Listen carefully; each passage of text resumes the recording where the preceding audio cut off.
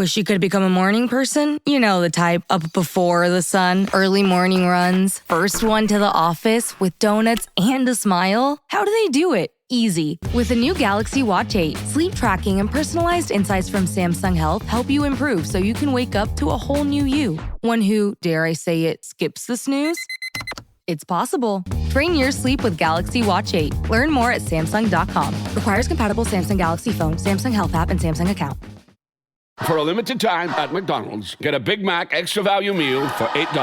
That means 2 all-beef patties, special sauce, lettuce, cheese, pickles, onions on a sesame seed bun, and medium fries, and a drink. We may need to change that jingle. Prices and participation may vary. This podcast is supported by FX's English Teacher.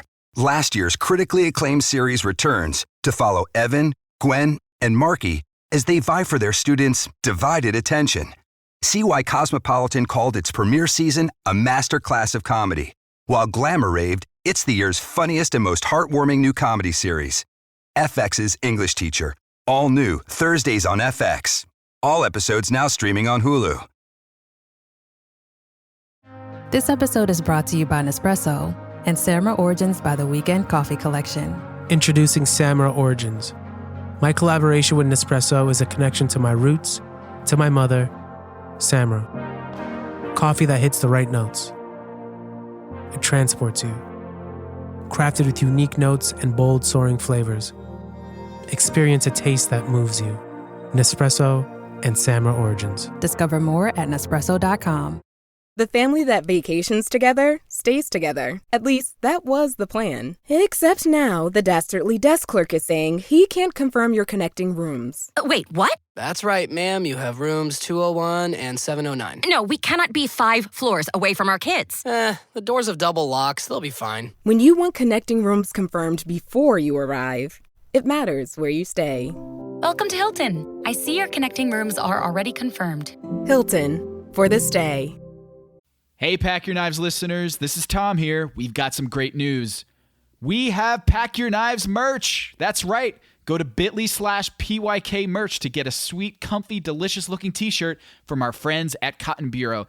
That's bit.ly/PYK merch, all lowercase. And for those who may be, shivering in a tent somewhere outside of Denver, we've got Pack Your Knives hoodies too. So go to bit.ly/PYK merch and rep the show. Thanks for listening and supporting Pack Your Knives. Now let's get on with the program.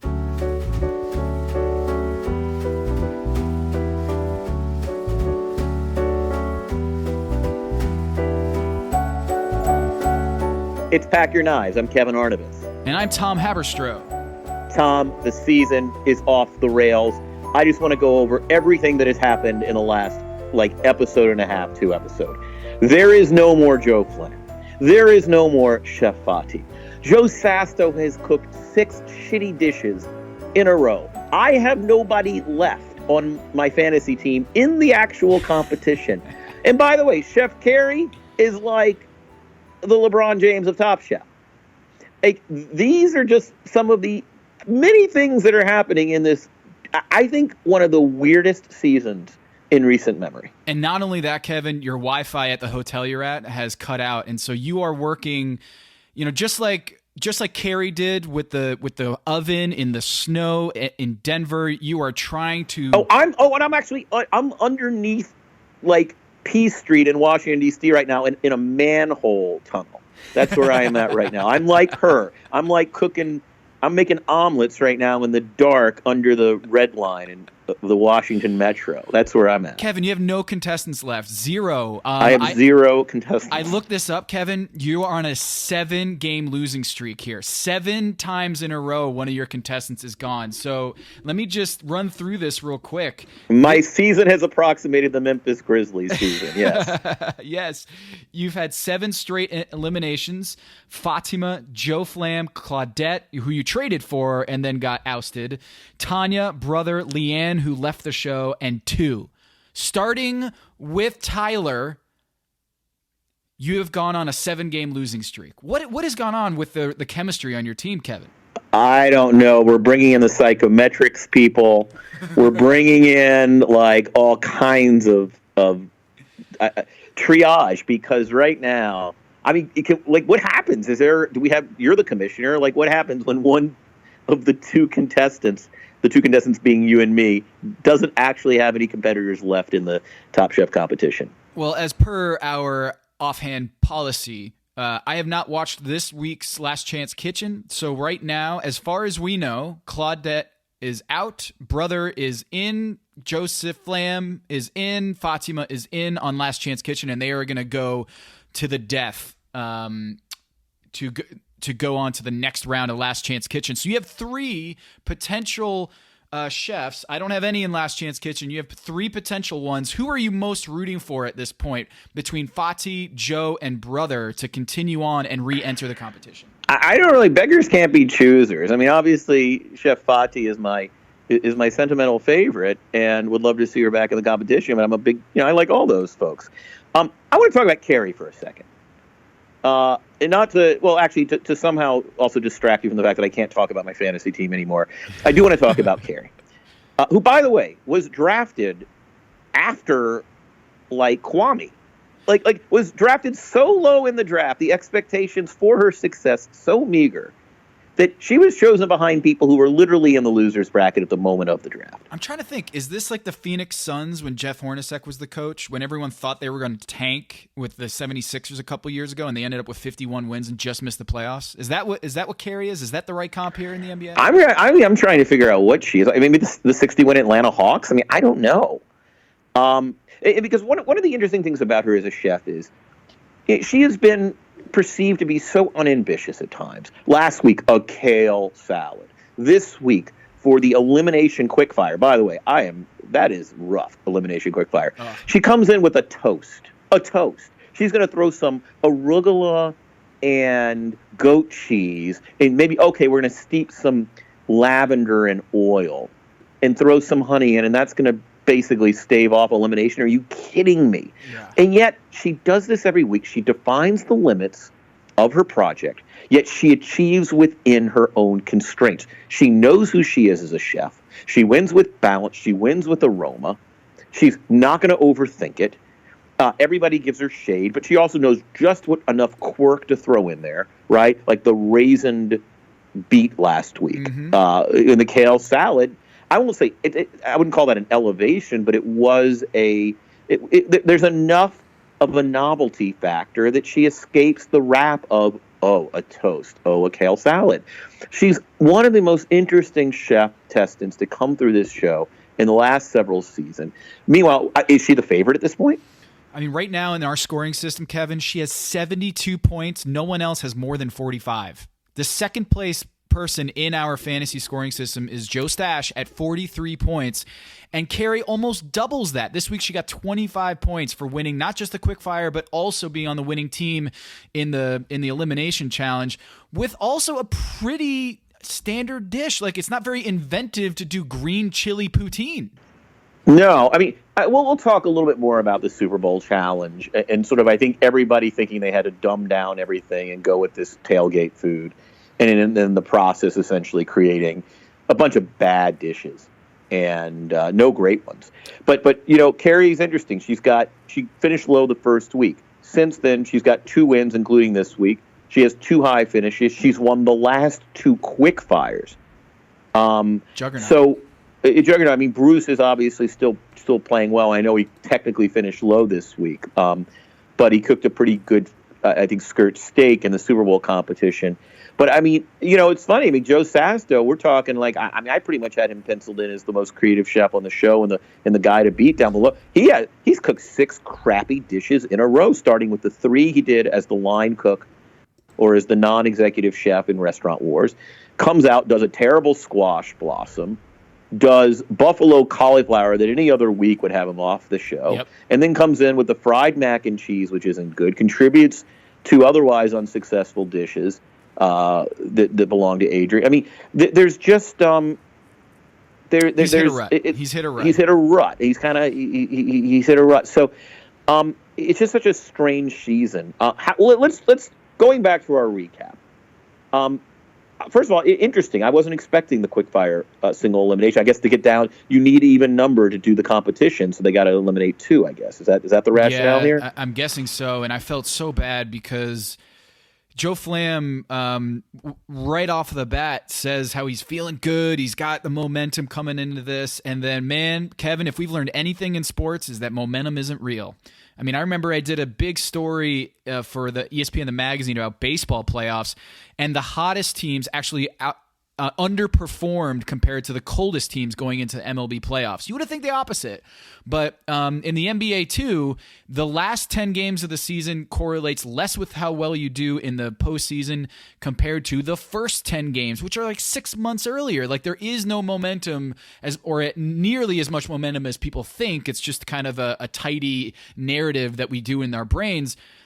But Joe Flam just was coming off his first victory on the show, and then he's out. I feel like that's happened a couple times this season where Tyler felt like he didn't immediately get eliminated after his first elimination challenge, but it's pretty remarkable when you look at it that Joe Flam, I think that's why Fozzie was brought to tears just all of a sudden, is because it was all of a sudden, you know, the quick fire elimination challenge, but God bless him for doing the risotto.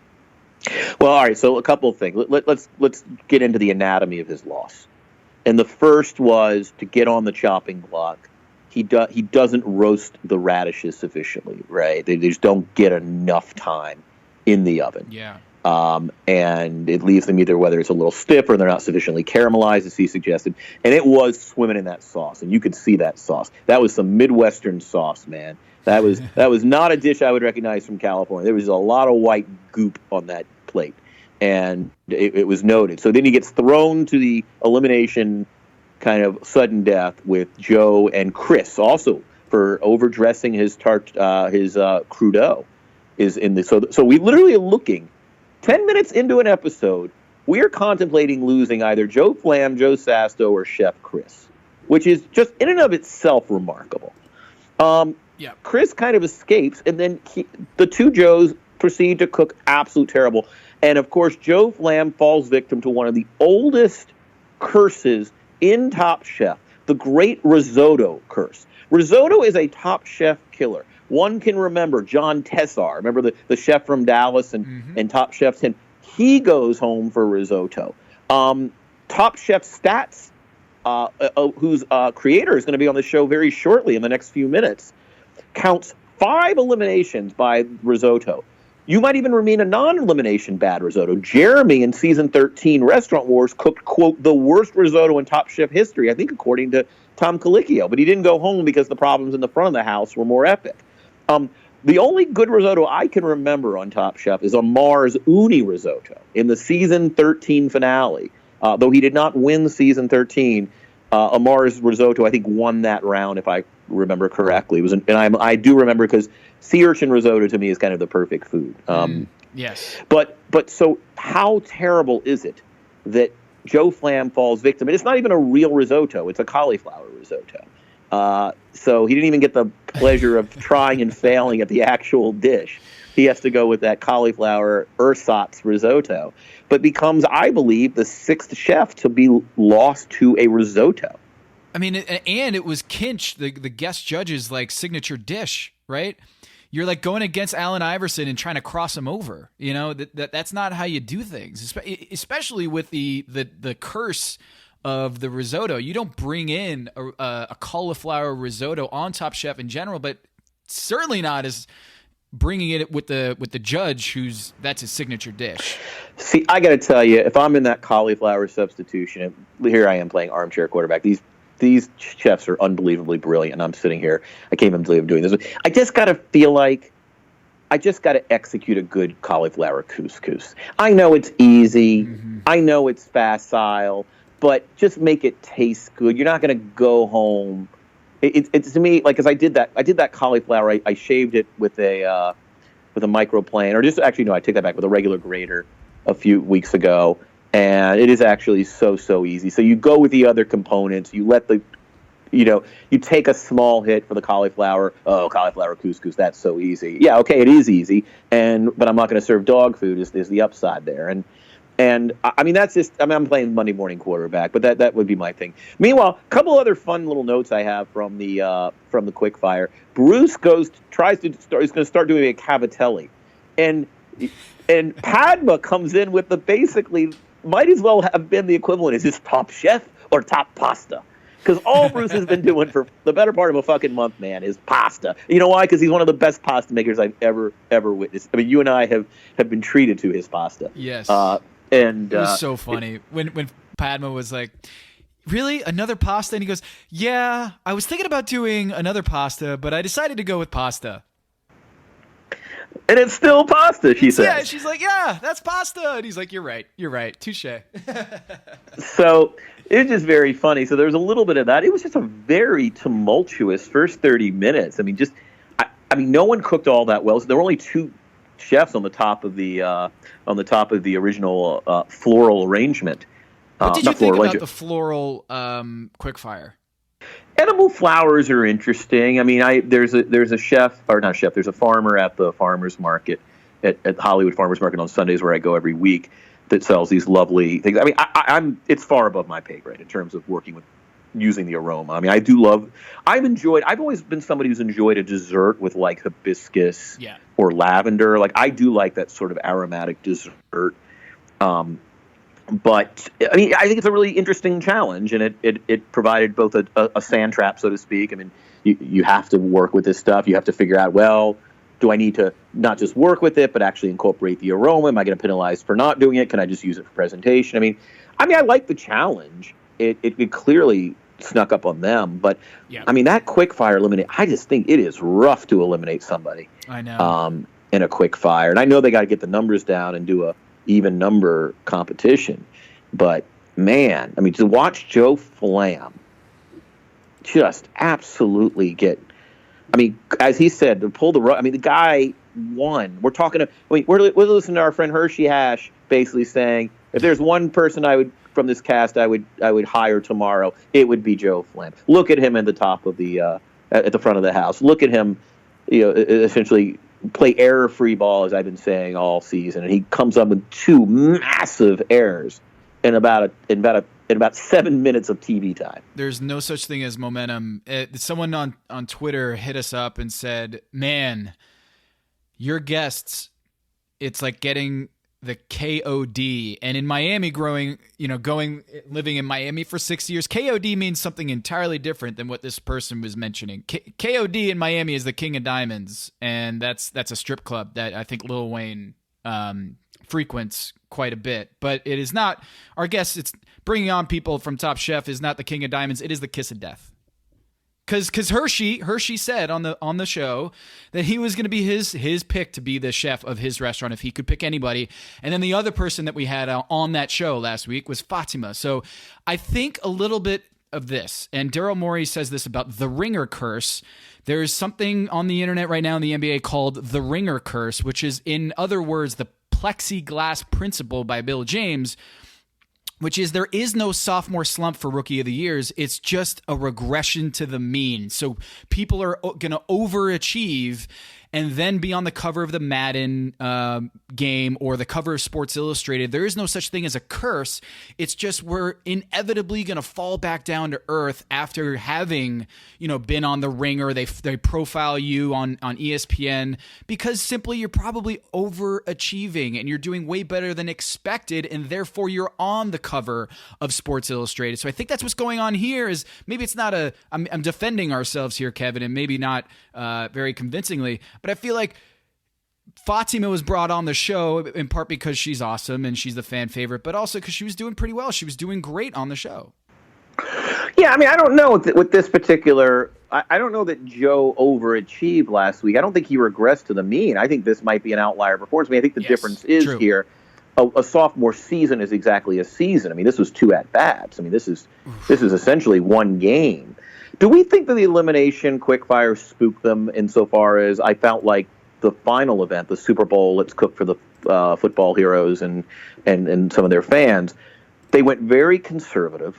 I mean, because I felt like it was a really disappointing. I think what we learned from Tom Colicchio is there was not a lot of good food this week. There was just not a lot of good food on that show this week. And I'm just trying to kind of get to the root of what happened. And I wonder if there's something about, did they get spooked by the quickfire, which led to very bad conservative decision-making in the main challenge. So Carrie won the quickfire, as we mentioned, and then she gets to choose. There are going to be 3 teams of 2 for the general challenge. She gets to pick, and she picks Chris. Were you surprised, Tom? Well, I'm gonna bring in our friend here, friend of the program. This is a surprise, but I actually accidentally added her to the conversation, and here she is. Lynn, accidentally added her to the conversation. I was searching for your name, Lynn, to add her to this conversation, and sure enough, here she is. So why not just bring you in right as we're analyzing the elimination challenge from last night? Lynn from TopChefStats.com, the greatest site on this green earth. Oh my God! God! Welcome to the show, Lynn. Thank you. I'm so excited. Lynn, I love your website. By the way, I have already alluded to it once this episode. Thanks to you, I knew exactly that 5 contestants have been eliminated to Risotto. Yes. Now, that is not... Now, have you upped... Oh, 6. See? 6 now. Updated the site. Yep. No way. On the wings of doves, you update this site. Look at this. Eliminated for Risotto, 6. Oh, my goodness. And technically, so I don't count this as part of Top Chef, but the qualifying rounds for Top Chef Texas, Chaz actually got eliminated for Risotto too, but since it wasn't the main part of the show, I didn't count it. But so yeah, 6 total. Can I ask you a question, Lynn? Yeah. And not to treat you like a freak or anything. Did you have that? Did you have that at instant recall? Is it like the way that Tom and I, just because we cover we know specific things that happened in Game 4 of the NBA Finals in 2014?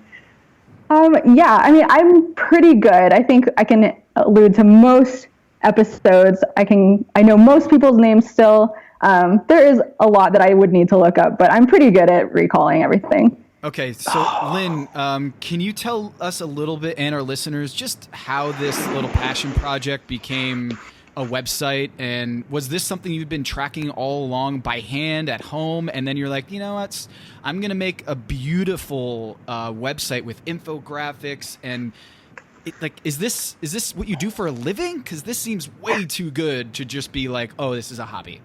Yeah, so I do web design and development for my job, and I like that makes me feel better. Okay. Oh, good. Yeah, so I like to do these little side projects just for fun, and I've been watching Top Chef just since it came on for 12 years now, and I love it. And my husband is actually super into sports and can, like you guys, name off all the stats and this specific game 35 years ago, and I thought, the only thing that I have like that is Top Chef. And so it lends itself well to infographics and things like that. So I thought, hey, it'd be really neat to kind of track the patterns that, happen. They started quoting them in the show, if you win the first elimination challenge, your chances are higher of winning the show and things like that. So R.I.P. Tyler. Yep. Yeah, bummer. But yeah, so I went back through all of the episodes essentially and started this huge spreadsheet of just keeping track of all of these different stats and compiling and kind of analyzing things. And then I made the site. Are you a big food person as well? It's funny. I like food, but I'm not a cook. I like eating, but I'm kind of one of those people that I could eat cheap food or really fancy gourmet food, and I don't really have any preference. Gotcha. But I just, for some reason, am just I'm in love with this show, and I love the format, and it has inspired me to go try different types of food and to try cooking. And I'm actually pretty good with food trivia now, learning all the ingredients and stuff like that. So I have a question for you. This is kind of, I'm testing your knowledge right now because I just looked this up on my own spreadsheet, and I'm curious. Adrian right now has not won a single elimination challenge through 9 episodes. Who was the last person to do that on Top Chef, to go through 9 episodes, 9 challenges, and not have a single victory? Oh man, the last one. All right, the fact that you haven't, this isn't a total easy answer for you makes me feel better. Again. Okay. But can you recall someone like Adrian to just kind of hang out through in the middle throughout the entire season? So one jumps out at me, but it was a while ago. But Kevin Spraga from DC, I think he went and he eventually won, but he went a long time without winning. Yeah, or at least he didn't win very many. But I don't know. Yeah, so I guess here's the answer, at least in my tracking. The last person to do this was Sheldon in last season. Was high, high, low, high, and then he won next week's episode. Sheldon did it last season.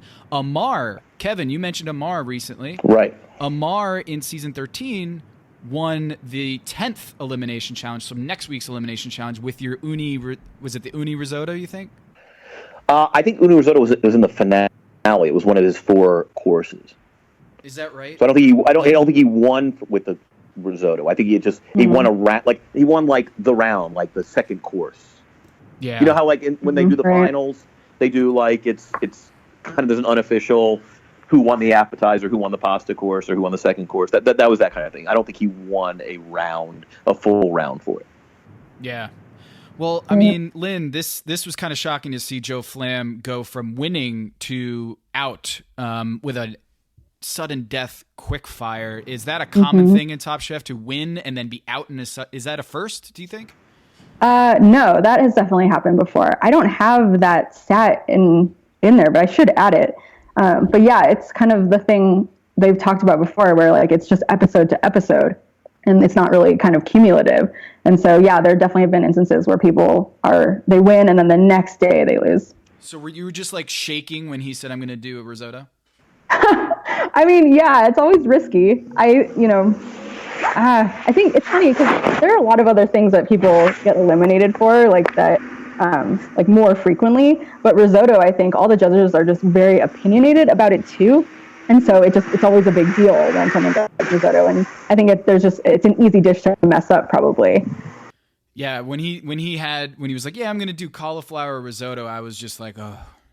Joe, don't do it. Don't do it. I know. But then I was looking at Chris and Joe Stash and being like, man, they can't get eliminated either. Hello, listener. It's producer Maze here to talk to you about Kindred. Now close your eyes like Owen Wilson during a job interview and imagine a way to travel that feels personal, comfortable, and connected without the price tags and the sterile feelings of hotels or short-term rentals. Now open your eyes and stop using your imagination because Kindred has made it very real. That's exactly what they do. Kindred is a members-only home swapping network. It's not a hotel. It's not a short-term rental. It's a smarter way to travel where each stay feels like home. Here's how it works. With Kindred, your home is your ticket. You earn credits by hosting fellow Kindred members, and then you use those credits to stay in over 220,000 homes in more than 100 cities worldwide. There are no hotel costs or rental fees, just the credits that you've earned. Every stay comes with white glove service, 24/7 trip support, and $100,000 in host protection. Make it easier for you to travel and enjoy yourself and not worry about details. I've used Kindred and I found an amazing home for a weekend getaway in an idyllic location with amazing views and great ambiance. It had everything I needed. And the best part was, it cost me $0. So apply now at livekindred.com and use code DINGS to join for free. Plus, you'll earn 5 nights of travel credit just for signing up. That's right, that's 5 whole nights for free at livekindred, KINDRED.com, code DINGS, DINGS, livekindred.com, code DINGS. Listener, listen up. This is important, okay? I'm going to try to save you some money here. If you're still overpaying for wireless, it's time to say yes to saying no. At Mint Mobile, their favorite word is no. You may think oh, that's bad. No contracts. No monthly bills, no overages, no hidden fees, no BS. Here's why I said yes to making the switch and getting premium wireless for $15 a month. You heard that correctly. $15 per month. Ditch overpriced wireless and the jaw-dropping monthly bills. And of course, there are all these hidden fees and stuff, but at Mint Mobile, plans start at $15 per month. All the plans come with high-speed data, unlimited talk and text. You're not doing weekend and nighttime minutes or anything like that. And it's delivered on the nation's largest 5G network. Use your own phone. Don't have to get a new phone. Use your own phone with any Mint Mobile plan and bring your phone number along with all of your existing contacts. I switched months ago. People have asked, did you actually switch? Yes, I actually switched months ago. And I don't know what to do with all this extra money. I've cheated the system here. I've rigged something. This is an Ocean's 11 situation where I'm stealing wireless from Mint. That's how good a deal it is.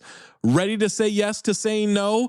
Make the switch at mintmobile.com/dings. That's D-I-N-G-S. That's mintmobile.com/dings. Upfront payment of $45 required, equivalent to $15 per month. Limited time new customer offer for first 3 months only. Speeds may slow above 35 gigabytes on unlimited plan. Taxes and fees extra. See Mint Mobile for details. Hello, listener. It's producer Maze here to talk to you about Quince and their cookware. Cooler nights mean cozy meals at home, and Quince's cookware has made fall cooking so much more enjoyable. Their pieces deliver the quality and performance of luxury brands, but at a price that makes sense. And they look gorgeous on the stovetop, too. No matter what item you need to complete your kitchen, Quince has you covered. With 5-ply stainless steel pots and pans, nonstick skillets, chef-quality knives, and even ceramic bakeware, which is perfect for cozy casseroles or Sunday roasts. And when you look at these prices, you might think, how is Quince doing this? How do they deliver high-quality items similar to high-end brands that are half the price? Well, let me tell you, they partner directly with ethical top-tier factories to cut out the middlemen and pass the savings on to you. And it's not just cookware. I got myself some bath sheets. That's right. When you're a tall man, you have to use bath sheets, not bath towels from Quince. It's like drying off with the cloud. It's incredible. Upgrade your kitchen for cozy fall meals with premium cookware from Quince. Go to quince.com/dings for free shipping on your order and 365-day returns. That's QUINCE.com/dings, D-I-N-G-S, to get free shipping and 365-day returns. Quince.com/dings. This episode is brought to you by 20th Century Studios' new film, Springsteen, Deliver Me From Nowhere, starring Golden Globe winner Jeremy Allen White and Academy Award nominee Jeremy Strong. Scott Cooper, the director of the Academy Award-winning movie Crazy Heart, brings you the story of the most pivotal chapter in the life of an icon. Springsteen, Deliver Me From Nowhere. Only in theaters October 24th. Get your tickets now. I'm always looking for ways to show my cat how much I love her. And with Fancy Feast gems, I can pamper her whenever I want with a savory gravy on top of a gourmet mousse pâté. The pyramid shape makes serving simple, so all I have to do is peel and plate to make mealtime feel extra fancy. And with 2 entrees in every pack, it's easy to turn every day into the extraordinary. Fancy Feast gems.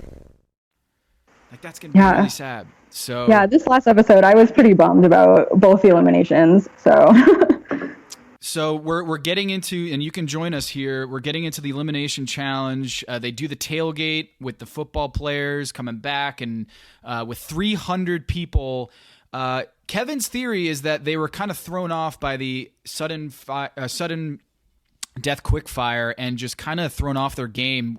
Were you surprised at how poorly they did on their dishes? I was, because I think those types of events are usually fun. And so people tend to just bring a little bit more enthusiasm to what they're doing. So yeah, I think the Sudden Death Quickfire put them in a weird, funky mood. But there also tends to be like a dip in the season at some point, and I think that maybe we're just there. Yeah, I mean, there's sort of a fatigue factor, kind of the grind of the season. I mean, I mentioned that Joe Sastos cooked 6 crappy dishes in a row, which is pretty extraordinary. I also think there's sort of this populism thing where they get kind of caught up with, oh, it's a bunch of football players and fans. and because, I mean, look, these are people who have, by and large, do very high level cooking, right? I mean, look at Adrian, look at what Joe Sasto's doing on a weekly basis. Look at what Fatima wants to do with just flavor profiles and cook South Asian food in this setting. And then I think everybody gets to the Super Bowl tailgate and it's like, we got to do chili or ribs and well, we need to make sure it's dumb enough for these fans. And I don't criticize it. I mean, I think there is a proper instinct, whether it's Fatima to do nachos or whoever to kind of do that brand of food. When I kind of just wonder, I thought kind of Bruce had it correct, which is okay, to the extent that we need to have a certain type of accessibility to the food because it's a Super Bowl party, it's meat. Okay, but at least I can just do meat, and I'll do a little pickled beets or some sauce or whatever. But I think like the nachos, to me, obviously I'm heartbroken about Fatima because A, it's my last contestant. B, I'm just a huge fan. I still feel like we haven't seen her do like just absolutely transcendent cooking that she's capable of.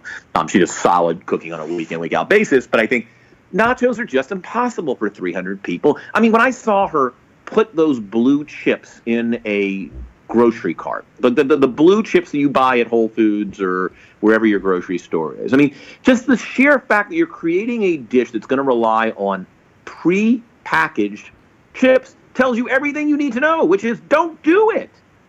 Don't do it. I don't care if you're putting lentils on or the achiote sauce or marinade with the chicken or the peach habanero salsa or everything else. Like you're relying on food that you didn't make. And now so you're just putting stuff on chips. Yeah, Lynn, that's got to be pretty high on the list of don'ts on Top Chef, is to have a pre-made ingredient, like a pre-made, pre-cooked ingredient that you buy at Whole Foods on your dish, right? Yeah, totally. Like I'm thinking just off the top of my head, like Kwame did those frozen waffles. Although Sheldon did frozen waffles once and fared okay. And I'm actually thinking about Dale from Miami, the elk slodge challenge, where he bought like powdered potatoes. But actually, like he was on the top that week, and so I think it depends. I think so maybe in general, Would you say that's a myth in the myth category, that if you bring in some store-bought ingredients, that it's actually not going to be hurting you?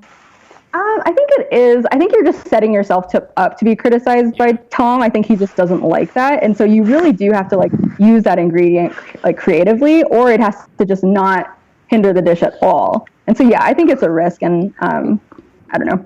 Yeah, I want to reiterate. It's not even so much that those chips aren't good. I'm sure those chips are delicious. I mean, I'll eat Pringles every day if you let me. It's not about I think it's more just that.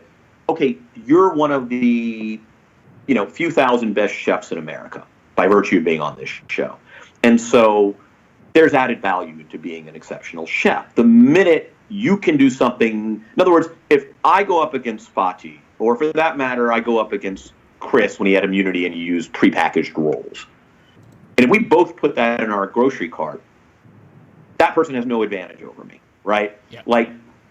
So it's just a matter of you're not accessing your talents when you come in with that thing. But I don't know. I just felt like first of all, were you guys surprised that Kerry picked Chris? I wasn't, only insofar as I feel like the Super Bowl challenge was sort of his wheelhouse.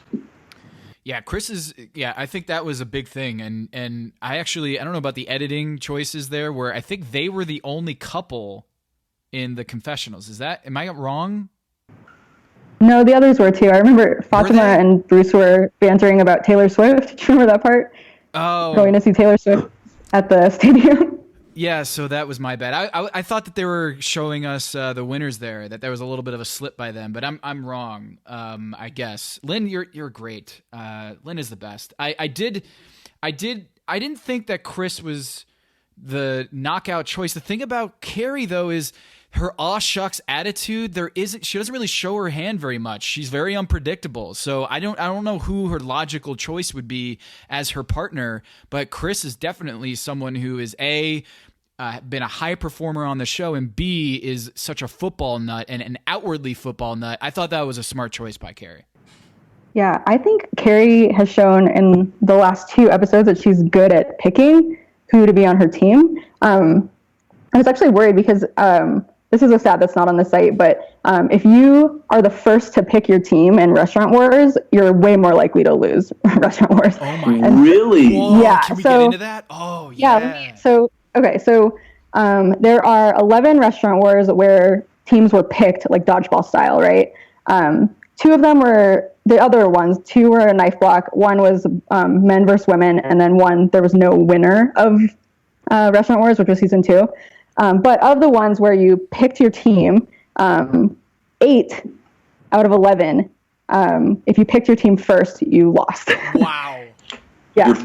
Teams that are first picks are 3 and 8 in Restaurant Wars.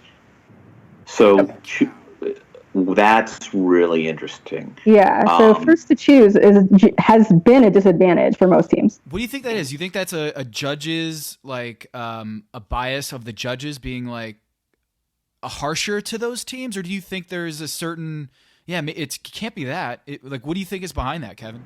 I don't. Oh, sorry. Go ahead. Oh, I mean, I don't know. Is it you the heart wants what the heart wants, but actually there's a more, you want to, what it might be? It might be the LeBron or thing like season 1 of the Heat. Like, you want to play with your friends? No, actually, you shouldn't be playing with your friends. You should be playing with people about whom you're just passionate. Yeah, or push you or compliment you who aren't your buddies, but actually just like I always say, like Adrian, I think is a really good restaurant war partner, and not somebody anybody would have thought to pick. But maybe that's it. It's just like you think you want to work with your friends. Actually, you don't want to work with your friends. Yeah, I think that a big part of it is the people that do the picking that have won have picked people for specific roles already. So Carrie was like, oh, Bruce can be back of house and Joe Flam can be front of house. So she knew who would be good in those roles. And the other two where that instance happened was Melissa in Boston. And so she picked Doug to be executive chef, and she picked Adam to be front of house. And then the other one was Stephanie in Chicago. And her time, she actually got to pick her entire team, like from the get-go. Oh, yeah. And she lost? No, she won. She won. She won. Those were the three. Those are the ones that have won. Yep. And maybe that's it, is you got to think of, when everything's front of house, which is just such a specific skill set that either you either do or don't, but that comes naturally or doesn't come naturally. What's your favorite stat on your whether it's on your site or one you have, and what is your absolute favorite? So this one isn't as much a stat and more just like a fun kind of thing that fans can laugh about. But there's a section on the site that is this is Top Chef, not, and then a blank. And then it breaks down per season, like what people have said. Lynn, and so, I have a text message from Kevin last night texting me, this is Top Chef, not Top Pasta. It was sort of my interpretation of Bruce. Yes, totally. And someone should say that, not Top Polenta or something like that. Yes. Yeah. I love your site. By the way, for the folks who are listening who are like, call out the site. The site is topchefstats.com. Topchefstats.com. So let's read through them. This is Top Chef, not Top Sous Chef, Top Sommelier, Top Captain, Top Waiter, Top Cook, Top Line Cook, Top Pussy, Top Scallops. Wait, what the hell was this? Is not Top Chef, not Top Pussy. So Fabio said that, actually. I think it was kind of like an outtake, but they showed it. In reference to who? Like Stefan? What? I don't remember that, though. But I remember it was Fabio. This is Top Chef, not a butt rubbing contest, a wet t-shirt contest, fun and games, and hot air balloons, culinary boot camp vacation, a housewives cooking competition, a popularity contest, a personality contest. And shockingly, none of these have been repeats, right? There are, so these are just the seasons where they were originally said, but I think this is not Top Sous Chef has come up, especially a few times in the earlier seasons when they were really looking for people to step up as leaders. Yep. And popularity contest is probably up there too. Yeah. Just because so much of what Tom and I do is that sort of we delve through stats to really acknowledge who are the masters of the sport. Paul Key's reign during his season, just as somebody who has looked at these stats as carefully as you have, that's got just to be really impressive. We're talking about, relative to the other dozens and dozens of contestants. Is it safe to say that was the most artful and dominant performance in the history of Top Chef? Yeah, for sure. He has the most elimination wins overall and the most overall wins, quick fires and elimination challenges. Is that one season? He's only been on one season, right? One season, yep. And I count them by season. So if you've been on multiple seasons, your most wins is per season. 9. What's the second most elimination wins? Let me see. So elimination. So Brooke. Combined? Brooke, actually, it's per season. So Brooke, Gregory from Boston, Kevin Gillespie. Actually, there's a bunch, so it's 5. So Kevin from Las Vegas, Kristen from Seattle, Richard Blaze from the All-Star season, and then Stephanie from Chicago. And those people had how many? 5 elimination wins. So literally, Paul had 9. The next most ever in a season was 5. 5, yeah. I mean, come on. Paul had 9. Unbelievable. Yeah. Like that's sick. Anyway.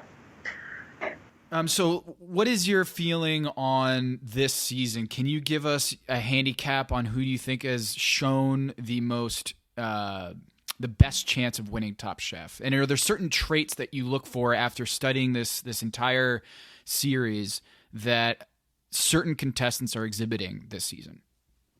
Sure. So I think Carrie is really high in my mind. She very early figured out how she needed to cook to do well, and now she's winning, repeat challenges, and so I think she's doing really well. Same with Bruce. I think he struggled a little bit, and now he's kind of like, okay, I need to be true to myself. But I think he also now needs to learn that he needs to stretch. They want to see creativity. I think one thing I'm curious about is Bruce.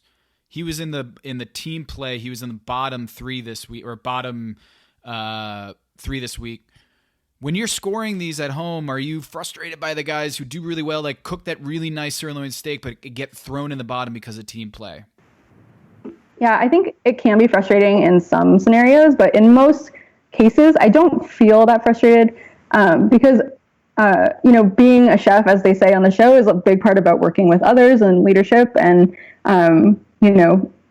having vision. And a part of a team challenge is working with someone else and creating something together. And I think that's what happened with Bruce this time, is that they made 2 dishes. And when the judges are looking for kind of cohesion or a collaboration and they don't get that, I think that reflects on the chef in a real world way. Right, though they'll never really generally pay for it. Yeah. Like a perfect example, Adrienne has been able to really... Adrienne, to me, is an interesting contestant this season because she's so excellent technically. And it saves her time and again. If you can cook protein, and in her case, she's figured out the seasoning issue. Like, she wasn't going to go home last night. And she wasn't on the winning team, but they pretty much reasoned that, look, she got I think it's the guest judge say, the tenderness was there on the meat. And by and large, she cooks meat brilliantly. It's 2 weeks in a row where she's probably been the best, execution chef when it comes to nailing the protein. She did the duck last week in Restaurant Wars, nailed it. And she didn't wow anybody with her ribs, but she's not going to go home for an exquisitely cooked rib, at least not yet. Ultimately when Adrienne goes home, and she will go home, I don't think she's going to win the competition. It will be because the meat was well done. The meat was well cooked and lovely, but it just lacked a little flair. And that's ultimately. But it's interesting because but I think she's even figured that out. I mean, clearly we haven't heard about that in weeks, right? Like no one has even said anything about bland food recently. I mean, she had this moment where she was humiliated, called for it, and clearly ever since then there's been no issue with seasoning. To the extent that she hasn't, won, it's because maybe that needed to be directly on the grill or on the smoke rather than cooking in the liquid as she did last night. And she's a very conservative chef. I mean, that's the other thing with Adrienne. That's a very conservative instinct, right? Which is first do no harm. Yep. And she's very much the Hippocratic chef oath is Adrienne. First do no harm. Like make sure the protein is done correctly, and it might, whether it lacks seasoning or I don't get the full vivaciousness of it because it wasn't directly on the flame, which it wasn't. But yeah, to your point is that I do think selfishness does help in this game sometimes, which is, hey, if you see your partner going down a very worrisome path, and Bruce clearly saw the nachos as being problematic. He kind of retreated into his steak. He wasn't going to win, but he probably is not going to go home if he can nail the skirt steak, and he didn't. And it's Yeah, last night's eliminations, I was actually frankly surprised to see Fatima go home before Joe, given what we heard or saw. Like, I didn't realize the nachos were that bad, but apparently they got really soggy, as nachos do. Yeah, if you're going to do nachos, you really got to nail it. And it seems like she either hasn't cooked nachos or she doesn't really understand the football tailgate, that it needs to be a little bit more elevated than that. I don't know. I don't think there were nachos suck. I mean, I hate to say it, but nachos are just not a good dish. I'm Team Colicchio on this one. I love a good nacho. I like. No, but you love a good nacho. How do you make good nachos for 300 people? Yeah, I think Bruce kind of knew that was going to be really tough. Like, the chips get all soggy, and then you don't. Or if the cheese has got to be that hot. And if it's not hot, it gets that lumpiness, that sort of that rubberiness. Like, it's a terrible mass production dish. Terrible mass production dish. Get out of here with that mass production dish. Get rid of the nachos. No, is nachos. I love Fati. We have Lynn, the historian here. Are nachos particularly worrisome? It's Top Chef, not Top Nacho. I'm trying to think of another nacho. I know that in season 1, Dave did like a high-end nacho, but I can't think of very many other nachos that have come across. Season 1, there wasn't even fire yet. They didn't even have they didn't even have convection ovens in season 1. Season 1, was like taped in like 300 BC in a cave. It does feel like pretty old. Samaria. Can we talk about Joe Stash and his germaphobe rant about basketball? Oh, that was hilarious. As a germaphobe, I'm. Kevin, have you ever heard that take before? I don't play sports because it's Jeremy. All right, so I used to have Dodger season tickets, and I sat in the second level, so the Loge, second and 4 levels, and Dodger Stadium, especially during the day, is known for beach balls. So some fan will blow up a beach ball and then start bopping it, and basically the whole thing is you just pop it over one section and keep it going as long as you can until an usher comes and takes it away and everybody boos, and it's asinine, but people do it, and that's been the case in Dodger Stadium since I don't know, the beginning of time or whenever it started in Dodger Stadium. I always hated it, not just because I was a baseball purist. I just don't like to be bothered during the game. Like, I don't want to just get that thing. But also, I just used to call it an inflated booger. Because, like, what is a beach ball going around a stadium if not, like, just something that everybody's been, like, eating food with their hands at the game and then touching it, and there are lots of children, and children are just germ machines, and I just used to call it the booger. Because, like, it was gross to me, the beach ball. The number one reason I didn't want to touch that beach ball was what could possibly be on that thing. It was just disgusting. So I do kind of get that, but in terms of basketball, no, I never thought about a basketball as a plus, like, when you're out playing sports, I think you suspend the germophobia because, like, you're in competition. Like, there's no germophobia when you're actually playing sports. But and for a guy who works in a kitchen and is handsy with food, like, shouldn't you be over the whole germy thing? No, I think actually it's because you work in the kitchen and you're in food, and chefs are actually pretty damn careful. I guess the quote is, "I'm not ashamed to say it. I don't like sports at all. Sports with balls, no, especially basketball. Throw it on the ground and touch it again, like, gross." Sports with balls, no. Chefs with balls, yeah. That was amazing, and I have never heard of this crystal thing. Lynn, do you know what this crystal thing is? Is this a thing? I don't know. I mean, I feel like I've heard of them tangentially, but never that specific, like that people put them like in their pocket or anything like that. Good. He's a good boy. He is a very good boyfriend. Not to make fun of his girlfriend for believing in something asinine and superstitious. Oh man, Lynn, I want to ask you, the season in general. How do you feel about it? Just the arc, the contestants. Have you felt better about the season as it's gone on? Or do you have to, like, watch the entire season like a movie before you can evaluate it? How do you feel about season 15? I really like season 15. I think this one is a little bit different in that, especially until the last 2 episodes, like, the winners were really spread out. And so there wasn't a clear, dominant person. And so that's fun to kind of see how everyone reacts to that. I like this one. I feel like there's a lot of really fun, memorable people on the show. I think that's what, like, makes it stand out for me season to season. I think there are some seasons where I think back and I'm like, I don't know if I can name everybody. Like, just off the top of my head, you know? And so I really like that. I think it's been fun. I think the challenges haven't been like as like weird as other ones. I like some of those, like the camping one I think is cool, like putting them in a situation that's just like hard and they have to really be creative. I like challenges like that. So I haven't seen as many of those, but I really like this one. What is your favorite challenge? Mine, I think, is the one where you have to go blindfolded and pick up where the previous contestant left off. I find that one so fun. Yeah, that one is cool. The tag team cook-off. Yeah. I like those. I think my favorite is the blind taste testing. I was going to say that's the one I was going to say. Yeah, I think that's just so fun, and I think it humbles everybody a lot, you know, and I think it's neat to see. It's a different skill. Yeah, it's an amazing moment when they go through, and sometimes they're like, I have no idea what this is, and you're screaming, it's edamame. Hey, so let me ask you a question, Lynn, only because you've probably thought kind of more critically about this than anybody. I mean, just given your love for the show and clearly your retention of it all.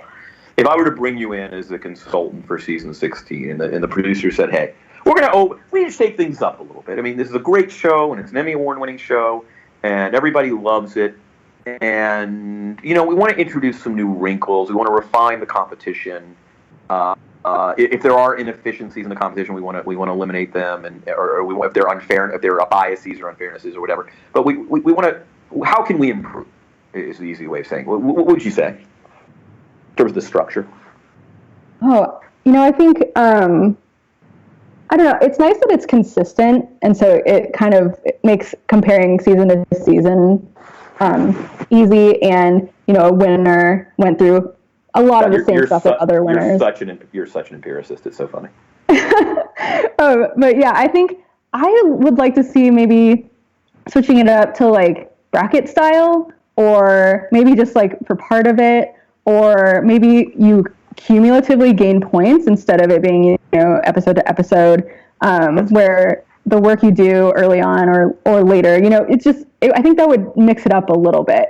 You know, Top Chef Duels, which is a spinoff, they did it bracket style, and that was kind of neat. It paired up people that were similar and people that were really different, and put kind of difficult challenges on them, and that was cool to see how each of them would respond when you're competing directly against someone else, you know? I mean, it's interesting. We just take it as an article of faith that it's what have you done for me lately, right? Like Joe Flam can literally be on top of the world, and he doesn't get to bring anything. The only thing that his wins get him is confidence and maybe a slight intimidation factor, or maybe there's a biases with the judges knowing that he's a really good chef and we won't kick him off if all things are equal. But you're right. Like in Tom's system in our fantasy draft or in our fantasy season Tom rewards points over time, right? I mean, that's the system you came up with, Tom. But like, you're right. It's funny. We don't think about that. Like you can win 8 weeks in a row, and if you were Joe Flam this week, it didn't matter a damn bit. And there are very few competitions, whether it's a 4-day golf tournament or basketball standings or anything else, where you don't get to bring your past success in to you. The only thing I can think of is again, playoffs, right? Where it doesn't matter if you swept the first 3 series. If you get to the NBA Finals, none of that matters or whatever. But yeah, that's interesting. I would love the scoring system would be really interesting, just sort of a standings board.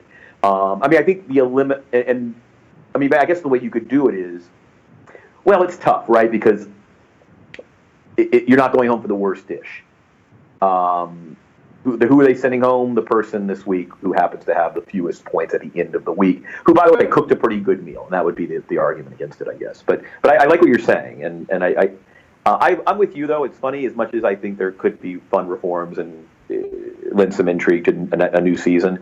I do love the fact that when 8 people are left, there's going to be restaurant wars, right? Like, that's one of the great moments of watching a Top Chef season is knowing, we're almost down to 8, or that there are certain, at this point, rites of passage to a season, and that kind of connect it to the legacy of the show. Yeah, definitely. I wonder, like, in the NBA, you're rewarded for your regular season performance by having a better seed in the brackets. I wonder if they could do it like that, like in the last few episodes, the winner of the most elimination challenges gets some sort of advantage going forward. So it kind of reflects the NBA season that doesn't too much reward the regular season, but also gives you something to accumulate those wins. It gives you something to keep that momentum going. So it's not so goldfishy where there's no memory from episode to episode. But yeah, Carrie, I'm struggling with the idea. Like, I wonder if Carrie, if you were to redraft, would Carrie be the number one pick? I feel like I would go Bruce or Chris, interestingly enough. I don't know, maybe that's just me not believing in Carrie because she's the hometown favorite, and she's also like, she doesn't seem too competitive about things, and she doesn't seem as diehard serious about this competition. But maybe that's just me. What do you guys think is the most likely, if you're going to pick a number one draft, who would be the most likely winner? Kevin? Me right now? Yeah, because you might have to redraft. We don't know what we're going to do here because you have no more chefs left. I mean, look, so I'm of two minds, which is recency bias and everything else. Like, if I thought that Joe Sasto was the most creative, like, in other words, there are now only, there's 6 chefs left? 5, right? 5 plus whoever's going to come out of the last chance, right? We're at 5 now. I mean, so part of me is, it's a hard one for me, because on one hand, okay, Joe Sasto was the most creative chef until like 6 dishes ago. So why wouldn't he be now? Bruce, ironically, I had the chance to get double points or whatever, and I punted it with you, and it turned out that like my initial instincts way back when we were reading things were correct. So Bruce is still very much, but I also don't think Bruce is a born top chef candidate. Like, he might be the best chef in the show, but by his own admission, like, hey, the time, budgeting of time or contingency is not his thing, right? He is a comfort chef, and he does rely. So I don't know, like, whoever's left of the 5, maybe, I don't know.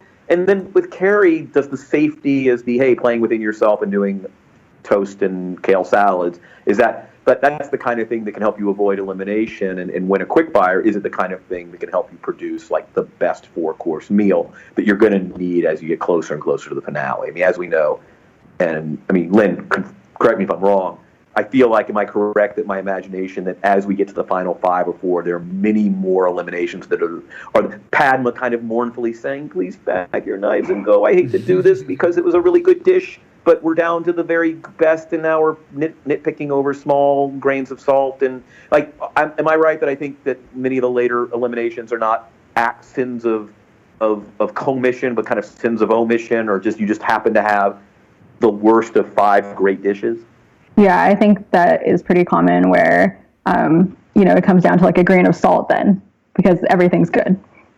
By the way, how much was this week of please pack your knives and go?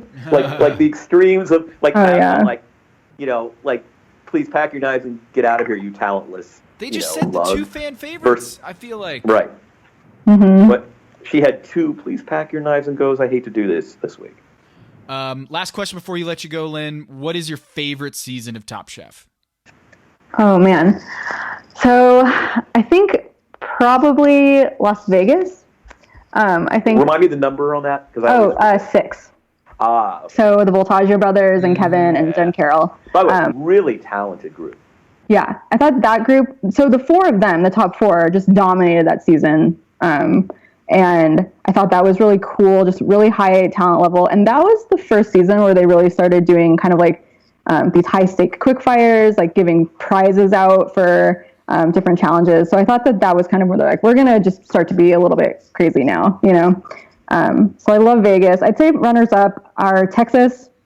It's really fun. I loved Beverly. So I was like on Team Beverly. And then probably Boston. I thought May was just super cool. I like May. May's one of my favorite chefs. Yeah. Kevin's just sucking up to her so that he can go to a restaurant. So that's all I'm really all about here is I just want chefs to treat me really nicely. No, it's good. No, you're right about, it's funny you say that about Vegas now that you mentioned it. I think it was the first season the show knew what it was, which is a classic. I think early on, like the reality show economy was just like a lot of these shows were produced on a budget. I mean, and it took a show a while to kind of garner the sort of sponsorship commitments and to really be able to kind of roll out some money and really, you kind of shoot the moon. And you're right. I think that was kind of the moment when, like, everybody who was into food in America realized this was a great show and sort of kind of took to it, and it became like you knew Top Chef was going to kind of be here to stay, and kind of it established itself. And to your point, they kind of started pulling out some stops and really doing stuff. Lynn, thank you so much. Everybody, TopChefStats.com. It is the greatest thing since so sliced much bread. fun. Thank Food you. Intended. So thank you so much. Enjoy the weekend. Kevin, let's sign off. This is Pack Your Knives.